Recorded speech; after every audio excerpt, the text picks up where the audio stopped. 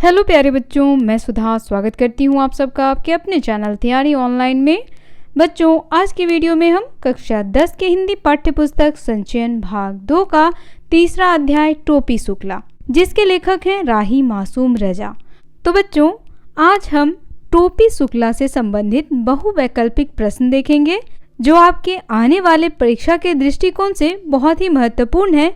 तो आप इस वीडियो को अंत तक देखें और साथ ही आप टोपी शुक्ला पर बनी हुई कहानी को भी देख सकते हैं। लिंक आपको आई बटन में मिलेगा। तो चलिए देखते हैं पहला प्रश्न। पहला प्रश्न हमारा है, टोपी शुक्ला कहानी का लेखक कौन है? बच्चों, आपको 4 ऑप्शन दिए जाएंगे। पहला ऑप्शन आपका है गुरदयाल सिंह, दूसरा खुशवंत सिंह, तीसरा राही मासूम रजा और चौथा इनमें से कोई नहीं। अगर आपने टोपी शुक्ला कहानी का वीडियो देखा होगा तो आपको अवश्य पता होगा कि इस कहानी के लेखक कौन है। तो फटाफट आप हमें कमेंट करके बताइए कि इस कहानी के लेखक कौन है। तो बच्चों, इसका आंसर हो जाएगा option number C, Rahi Masoom रजा। इनके द्वारा लिखित उपन्यास है टोपी शुक्ला, जिसके कुछ अंश को कहानी के रूप में उन्होंने हमारे सामने पेश किया है। दूसरा प्रश्न हमारा है, टोपी को बचपन में कहाँ से प्यार मिलता था? पहला ऑप्शन आपका है बच्चों, अपने मित्र की दादी माँ से, दूसरा अपने परिवार की नौकरानी से, तीसरा दोनों से और चौथा कोई नहीं। तो फटाफट हमें आंसर बताइए कि कौन सा आंसर होना चाहिए इसका करेक्ट। तो देखिए, टोपी को बचपन में अपने मित्र इफ़न की दादी से भी प्यार मिला और उसके परिवार में जो नौकरानी थी उससे भी प्यार मिला। तो हमारा आंसर यहाँ पर हो जाएगा बच्चों ऑप्शन नंबर सी, दोनों से उसे प्यार मिला, तो आंसर होगा सी। तीसरा प्रश्न आपका है, टोपी का पहला मित्र कौन था? ऑप्शन देखिए, पहला ऑप्शन है इफ़न, दूसरा उसकी माताजी, तीसरा उसकी नौकरानी और चौथा कोई नहीं। तो बच्चों, टोपी का पहला मित्र जो था वह इफ़न था, जिसे वह इफ़न कहता था। चौथा प्रश्न हमारा है, किसके पास रहते हुए टोपी स्वयं को कभी अकेला नहीं समझता था? पहला ऑप्शन आपका है नौकरानी के पास, दूसरा इफ़न के पास, तीसरा किसी के पास नहीं और चौथा ऑप्शन है कोई नहीं। तो बच्चों, टोपी जब इफ़न के साथ रहता था तो उसे कभी अकेलापन महसूस नहीं होता था। आंसर हो जाएगा ऑप्शन नंबर बी। अगर आपने टोपी शुक्ला कहानी का वीडियो देखा होगा तो ये सभी क्वेश्चंस के आंसर्स आप आसानी से दे पाओगे। पांचवा प्रश्न हमारा है, टोपी कौन सी कक्षा में 2 बार फेल हुआ? अब यहाँ आपको 4 ऑप्शन दिए गए हैं। पहला है 8वीं, दूसरा 10वीं, तीसरा 9वीं कक्षा में और चौथा कोई नहीं। तो बच्चों, कहानी में हमने क्या पढ़ा था? टोपी पढ़ने में बहुत ही अच्छा था, लेकिन जब भी वो पढ़ने बैठता घर में किसी न किसी को काम याद आ जाता और सभी अपने काम टोपी से ही करवाते थे। कभी उसके बड़े भाई को काम याद आ जाता, कभी उसकी माँ को, और उसका जो छोटा भाई था वह तो टोपी के कॉपी के पन्ने ही फाड़ा करता था। तो जिस वजह से टोपी जो है वह अच्छे से पढ़ नहीं पाया और वह फेल हो गया।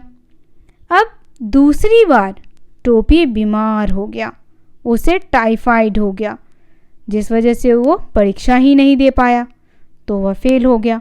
तो हमारा आंसर हो जाएगा बच्चों ऑप्शन नंबर सी, वह 9वीं कक्षा में 2 बार फेल हुआ। छठा प्रश्न हमारा है, टोपी की किस बात से घर में बवाल खड़ा हो गया था? तो बच्चों, किस बात से हुआ था? पहला ऑप्शन दिया गया है 9वीं कक्षा में फेल होने से, दूसरा ऑप्शन है माता जी को अम्मी बुलाने से, तीसरा ऑप्शन है किसी बात से नहीं और चौथा दोस्तों के साथ खेलने से। तो बच्चों, जब टोपी इफ़न के यहाँ जाया करता था और इफ़न की दादी से बात किया करता था, तो इफ़न की जो दादी थी वह बातों की शुरुआत जो है वह अम्मा से करती थी। सबसे पहले वह टोपी की अम्मा के बारे में पूछती थी कि तुम्हारी अम्मा कैसी है। ठीक है, तो ये टोपी को बहुत ही अच्छा लगता था। तो दादी की कुछ बातें उसे बहुत अच्छी लगती थी, तो उसे वो रटता रहता था, अम्मी, अब्बा, बाजी। और एक दिन वह अपने घर पे सभी लोगों के साथ खाना खा रहा था और उसे भुर्ता बहुत अच्छा लगा जो उसकी माँ ने बनाया था। तो वह और मांगने के लिए उसने अपनी माँ को अम्मी कहा, जिस बात पर उसके घर में सभी लोग आश्चर्यचकित होकर के उसे देखने लगे और बाद में तो इसके लिए उसकी माँ ने उसे बहुत पीटा भी। क्यों ऐसा किया बच्चों उसकी माँ ने? क्योंकि उनका जो परिवार था वह कट्टर हिंदू था। आधुनिक युग के होते हुए भी वह कट्टर हिंदू थे, हिंदू धर्म को मानने वाले। तो यहाँ हमारा आंसर होगा बच्चों ऑप्शन नंबर बी, माता जी को अम्मी बुलाने से। बच्चों आप हमें कमेंट करके बताएं कि टोपी की माता जी का क्या नाम था। 7वां प्रश्न है, इफ़न की दादी अपने पीहर क्यों जाना चाहती थी? पहला ऑप्शन खुली हवा में सांस लेने के लिए, दूसरा दूध दही और घी खाने के लिए, तीसरा ऑप्शन है दोनों और चौथा कोई नहीं। तो बच्चों इफ़न की जो दादी थी वह एक जमींदार परिवार से थी और वह अपने घर में यानी अपने पीहर मायके में बहुत खुल करके रहती थी। वहाँ पे उन्हें खूब घी दही मक्खन खाने को मिलता था और उनकी शादी हो गई थी एक मौलवी के साथ और मौलवी के यहाँ शादी हुई तो वहाँ पर बहुत सारी पाबंदियाँ थीं। वह खुल करके नाच गा भी नहीं सकती थी, तो जिस वजह से वह अपने पीहर जाना पसंद करती थी। तो यहाँ पर आपका आंसर हो जाएगा ऑप्शन नंबर सी, पहला खुली हवा में सांस लेने के लिए क्योंकि उनके ससुराल में बहुत बंदिशें थीं, और दूसरा दूध दही और घी खाने के लिए। तो ऑप्शन नंबर सी आप इसका आंसर मानेंगे क्योंकि ये दोनों कारण हैं उनके मायके जाने की। अब देखिए क्वेश्चन नंबर 8 है हमारा, टोपी शुक्ला पाठ का मुख्य पात्र कौन है? पहला ऑप्शन है टोपी, दूसरा इफ़न, तीसरा इफ़न की दादी और चौथा नौकरानी। प्रश्न पर ध्यान दीजिएगा बच्चों, प्रश्न में कहा जा रहा है मुख्य पात्र, तो टोपी शुक्ला कहानी का मुख्य पात्र है टोपी। और ऐसा क्यों है? क्योंकि बच्चों ये कहानी पूरी तरह से टोपी पर ही आधारित है। लेखक ने इसमें टोपी के बारे में ही सारी बातें बताई हैं।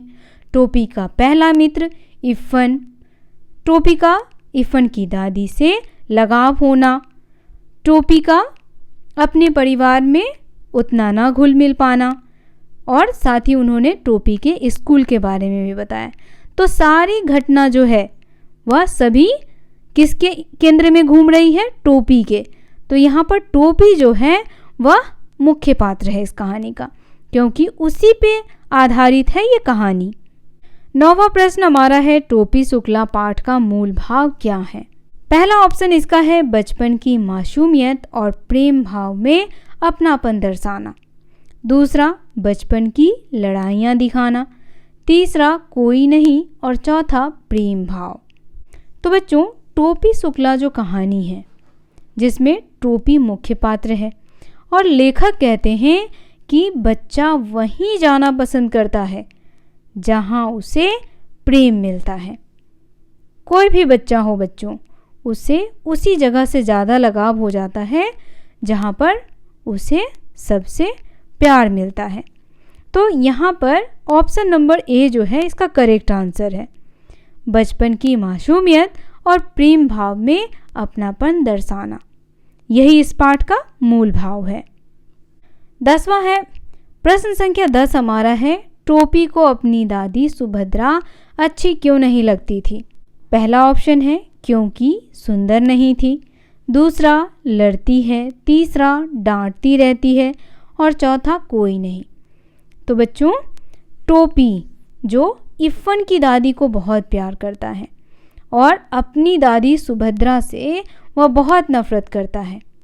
ऐसा इसलिए है बच्चों क्योंकि इफ़न की जो दादी हैं वह टोपी से बहुत प्यार करती हैं और जो उसकी अपनी दादी हैं वह टोपी को हमेशा डांटती रहती हैं, जिस वजह से उसे इफ़न की दादी से तो बहुत प्यार है लेकिन अपनी दादी से बहुत नफरत। ऑप्शन नंबर सी इसका करेक्ट आंसर होगा। 11वां प्रश्न है, उर्दू और हिंदी कौन सी भाषा के दो नाम हैं?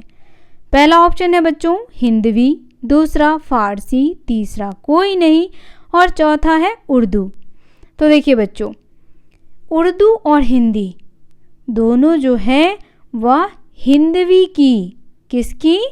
तो हिंदवी भाषा के दो नाम हैं। आपका आंसर हो जाएगा ऑप्शन नंबर ए। 12वां प्रश्न है बच्चों, टोपी खुद को भरे पूरे घर में अकेला क्यों समझता था? पहला ऑप्शन दिया हुआ है क्योंकि सब उसको डांटते हैं। दूसरा, मुन्नी बाबू और भैरव भी सबको उसके विरुद्ध भड़काते रहते हैं। तीसरा, दोनों है और चौथा कोई नहीं। तो बच्चों, टोपी के प्रति मुन्नी बाबू और भैरव सबको भड़काते रहते हैं और साथ ही घर में बड़े छोटे जो भी हों सभी टोपी को डांटते रहते थे। इसीलिए टोपी अपने भरे पूरे घर में खुद को अकेला समझता था। उसकी एक नौकरानी ही थी जो उसे प्यार करती थी। तो देखिए यहाँ पे हमारा आंसर हो जाएगा ऑप्शन नंबर सी।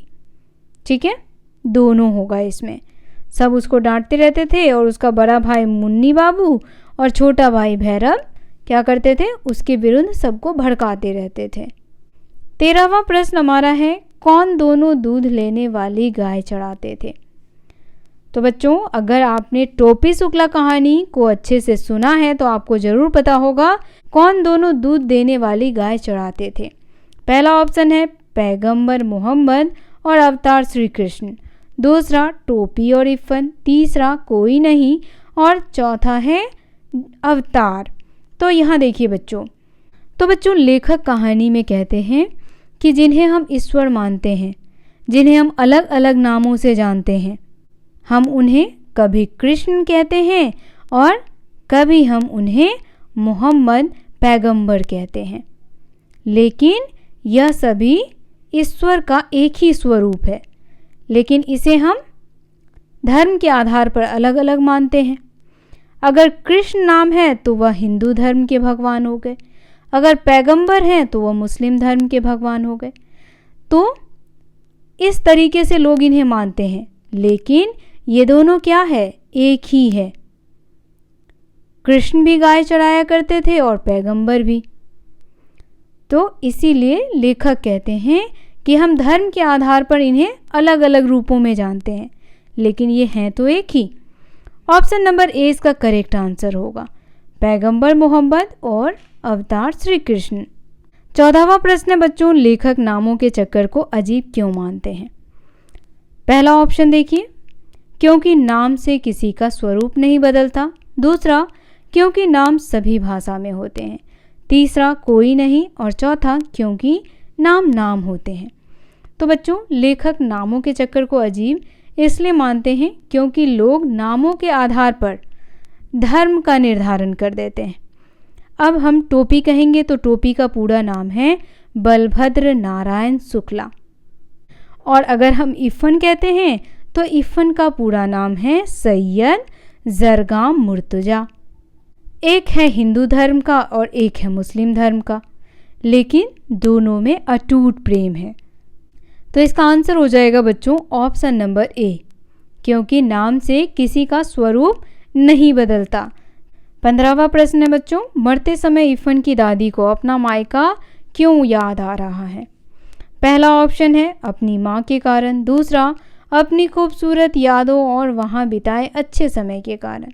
तीसरा, कोई नहीं और चौथा, अच्छे समय के कारण। तो बच्चों, दादी जो है वो अपने मायके को बहुत याद करती हैं। ऐसा इसलिए है क्योंकि दादी अपने मायके में बहुत ही स्वतंत्र रूप से रहती थी। उन्हें किसी भी चीज़ की कहीं भी रोक टोक नहीं थी, है ना। और खाने के लिए भी, खाने, बजाने, गाने सभी में उन्हें स्वतंत्रता मिलती थी। तो इसीलिए दादी को मरते समय अपना मायका याद आता है। तो यहाँ पर आपका आंसर हो जाएगा ऑप्शन नंबर बी, अपनी खूबसूरत यादों और वहाँ बिताए अच्छे समय के कारण उन्हें अपना मायका याद आता है। प्रश्न संख्या 16 हमारा है, इफ़न और टोपी अलग अलग धर्म के थे फिर भी एक थे, ऐसे क्यों? तो देखिए बच्चों, पहला ऑप्शन है क्योंकि वे धर्म को नहीं मानते थे। दूसरा, वे प्यार को मानते थे। तीसरा, दोनों और चौथा, कोई नहीं। तो बच्चों, हमने कहानी में पढ़ा है कि इफ़न जो है वह मुस्लिम धर्म का है, वह मुसलमान है। और टोपी जो है वह हिंदू धर्म का है। उसका पूरा नाम है बलभद्र नारायण शुक्ला। ठीक है, तो इस प्रकार वह हिंदू है और उसका दोस्त मुस्लिम, लेकिन ये दोनों धर्म को नहीं मानते, ये सिर्फ प्यार को मानते हैं। तो ऑप्शन नंबर सी इसका करेक्ट आंसर होगा। 17वां प्रश्न हमारा है बच्चों, कहानी कहते हुए इफ़न की दादी ऐसा क्यों कहती थी कि आँखों की देखी नहीं कहती। आपको बताना है ऐसा वो क्यों कहती थी। पहला ऑप्शन है क्योंकि कहानियाँ सुनी हुई थी, दूसरा कहानियाँ देखी नहीं थी, तीसरा दोनों और चौथा कोई नहीं। तो बच्चों कहानियाँ जो होती हैं वह सुनी हुई होती हैं, उन्हें देखा नहीं जाता। तो बच्चों दादी जो इफ़न को परियों की कहानी सुनाती थी वह कहानियाँ सुनी हुई थी, देखी हुई नहीं थी। ऑप्शन नंबर सी इसका करेक्ट आंसर होगा। अगला प्रश्न हमारा है, लेखक के अनुसार आपस में प्यार कब पनपता है। पहला ऑप्शन जब विचार मिलते हों, दूसरा जब धर्म मिलते हों, तीसरा जब परिवार मिलते हों और चौथा कोई नहीं। तो बच्चों आपस में प्यार तभी पनपता है जब हम एक दूसरे को समझते हैं, जब हम एक दूसरे के दुख सुख को समझते हैं, उसके विचार उसके भावों को समझते हैं, तभी आपस में प्यार जो है वह पनपता है। जैसे कि इफ़न टोपी और दादी के बीच उनके विचार आपस में मिलते जुलते थे, इसीलिए वो एक दूसरे से बहुत प्यार करते थे। तो देखिए बच्चों यहाँ पे हमारा आंसर हो जाएगा ऑप्शन नंबर ए, जब विचार मिलते हों। 19वां प्रश्न है, टोपी प्यार की चाहत में इधर उधर क्यों भटकता था। पहला ऑप्शन हमारा है क्योंकि उसे वहाँ से प्यार मिलता था, दूसरा उसके परिवार से उसे प्यार नहीं मिलता था, तीसरा दोनों और चौथा कोई नहीं। तो बच्चों टोपी का अपने घर वालों से लगाव नहीं था, क्योंकि घर में लोग उसे हमेशा डांटते ही रहते थे या अपने कामों की वजह से उसे याद करते थे। तो इस वजह से टोपी को अपने घर वालों से बिल्कुल लगाव नहीं था। और इफ़न के यहाँ जब वह जाता था तो उसे दादी से बहुत प्यार मिलता था, वो वहाँ बहुत खुश रहता था, इसीलिए वो वहाँ रहना चाहता था। तो देखिए ऑप्शन नंबर सी जो है वह इसका करेक्ट आंसर होगा। 20वां प्रश्न हमारा है, परिवार का आधार क्या होता है। पहला ऑप्शन विश्वास और प्यार, दूसरा पैसा, तीसरा धर्म, चौथा प्यार। तो बच्चों परिवार का आधार होता है विश्वास और प्यार। ऑप्शन नंबर ए इसका करेक्ट होगा। तो बच्चों आज का ये वीडियो यहीं समाप्त होता है। वीडियो आपको कैसा लगा कमेंट करके बताना बिल्कुल ना भूलें। वीडियो पसंद आया हो तो इसे लाइक करें, शेयर करें और हमारे चैनल को सब्सक्राइब कर लें। मिलते हैं आपसे अगले अध्याय के वैकल्पिक प्रश्नों के साथ। तब तक के लिए आप सभी का धन्यवाद।